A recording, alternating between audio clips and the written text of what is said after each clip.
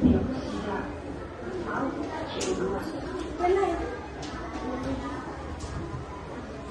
Berikut ini kita akan membahas tentang organ pernapasan pada manusia. Ini adalah gambar dari organ pernapasan pada manusia. Yang pertama, bagian ini disebut dengan saluran hidung. Perhatikan gambarnya ya. Saluran hidung yaitu menyaring udara yang masuk dan dibantu oleh tubuh serta lapisan. Bagian yang kedua disebut dengan paru. Paru berfungsi mengalirkan udara ke lari. Yang ketiga disebut dengan lari. Lari berfungsi mengumpulkan paru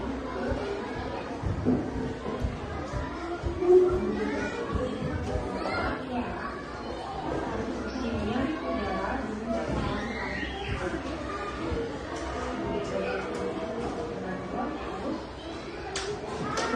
berfungsi mengalirkan udara ke paru.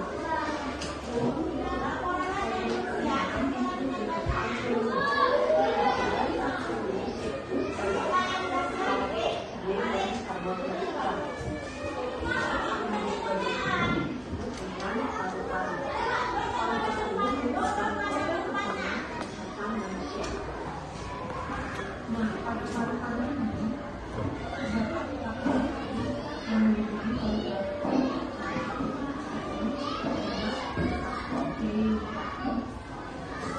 Oke, sampai sini bisa kita lihat sama-sama apa saja yang menjadi organ-organ pernapasan pada manusia. Nah, yang pertama apa tadi, Nak? Di mana rongga hidung itu memiliki fungsi untuk menyaring udara yang masuk dan di mana dibantu oleh rambut hidung dan belakang lendir. Oke, untuk yang kedua apa? Nah, fungsi paling itu apa? Bisa lihat? Untuk yang ketiga apa? Nah, apa itu fungsi lari? Oke, yang keempat itu ada trachea, jadi mana fungsinya adalah yang kelima, yang kelima itu adalah bronkus. Nah, di mana bronkus itu mengalirkan udara ke paru-paru. Nah, udara yang masuk itu dialirkanlah ke paru-paru. Nah, itulah dari fungsi dari bronkus.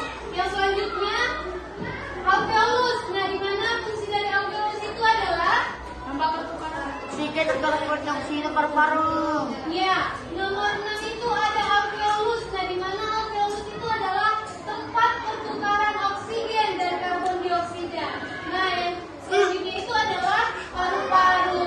Nah, di mana paru-paru itu adalah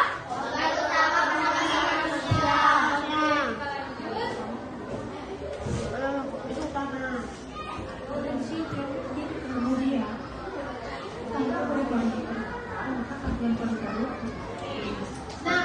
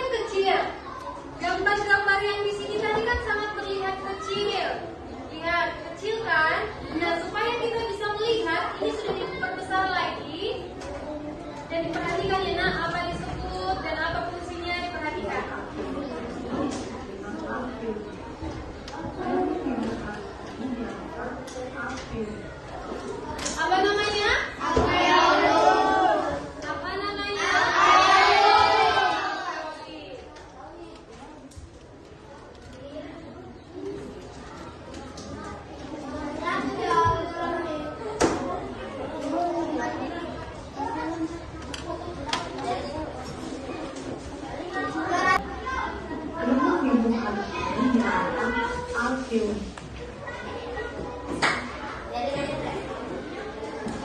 Berikut ini merupakan proses pernapasan pada manusia. Perjalanan udara memasuki paru-paru dimulai dari udara memasuki rongga hidung. Udara memasuki rongga hidung. Udara disaring oleh rambut-rambut halus hidung, dan suhu udara juga dihembuskan dan dilemparkan oleh rambut hidung dan lendir pada hidung. Setelah melalui rongga hidung, udara akan menuju paru-paru melewati laring, kemudian menuju laring, dan menuju ke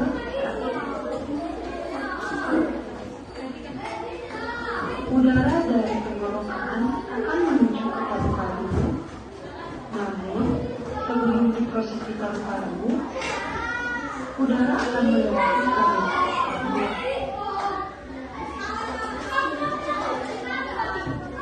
Saluran bercabang dua ini disebut dengan bronkus.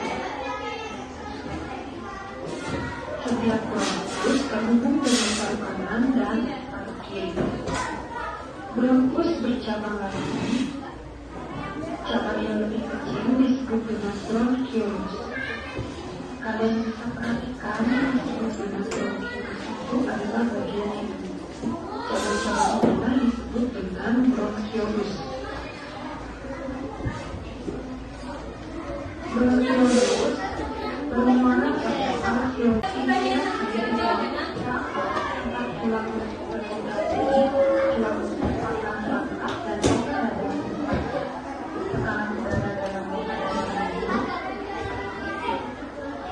sehingga terjadi aliran udara dari hidung ke dalam saluran pernapasan. Yang kedua itu ada catatan dari ekspirasi. Ekspirasi terjadi ketika otot antar tulang berrelaksasi yang menyebabkan terjadinya rongga dada. Yang kedua yaitu yang pertama itu ada inspirasi. Selama inspirasi, otot diafragma berkontraksi sehingga posisi permukaan diafragma menjadi terangkat. Akibatnya, volume rongga dada paru-paru tinggi. Yang kedua yaitu diafragma. Selama inspirasi, otot diafragma mengalami relaksasi sehingga menyebabkan posisi diafragma menjadi terangkat. Akibatnya, volume rongga dada dan rongga paru-paru menjadi. Jadi jenis-jenis pernapasan tadi ada berapa? Pernapasan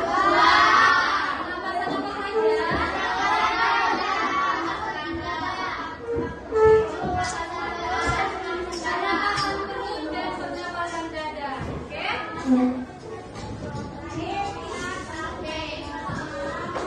Oke, selanjutnya setelah menonton video